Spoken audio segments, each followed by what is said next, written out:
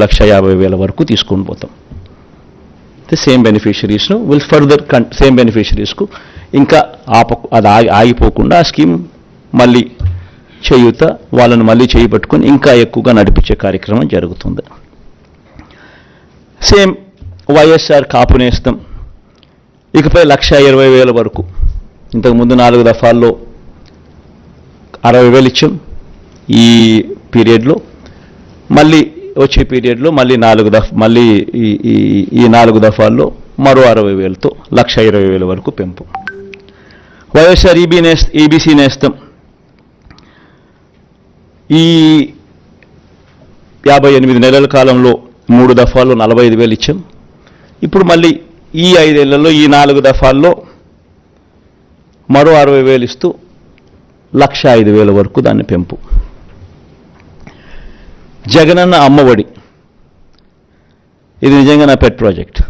అంటే అన్నీ ఎవడు ఊహించని ప్రాజెక్టులు, అన్నీ నా పెట్ ప్రాజెక్ట్స్, కానీ అన్నీ నా ప్రజల కష్టాల నుంచి వాళ్ళ కష్టాలను చూసి వాటిని మంచి బాగుపరచాలి, వాళ్ళ బ్రతుకులను తాపత్రయం నుంచి బయటకు వచ్చిన ప్రతి స్కీము.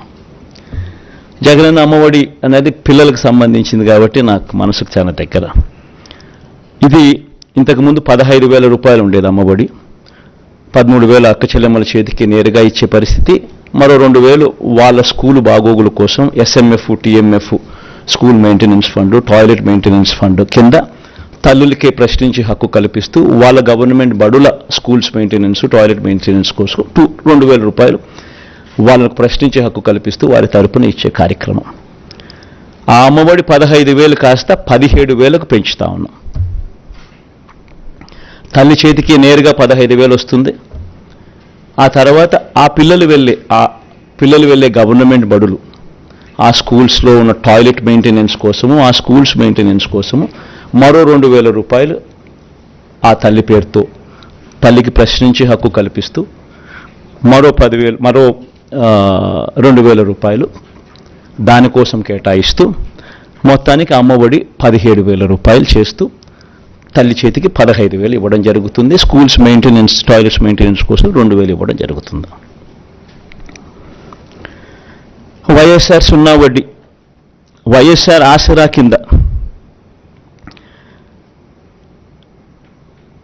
25,571 కోట్ల రూపాయలు ఈ 5 సంవత్సరాలలో 4 దఫాల్లో ఏదైతే మాట చెప్పామో ఆ పొదుపు సంఘాలన్నీ ఏదైతే 18% ఓవర్ డ్యూస్ నాన్ పర్ఫార్మింగ్ అసెట్స్గా మారి ఏ గ్రేడ్, బి గ్రేడ్ సంఘాల నుంచి పూర్తిగా సి గ్రేడ్, డి గ్రేడ్ సంఘాలుగా మారి అన్యాయమైన పరిస్థితిలోకి వెళ్ళిపోయిన అక్క చెల్లెమ్మను చేయబట్టుకొని నడిపిస్తూ ఈ 4 దఫా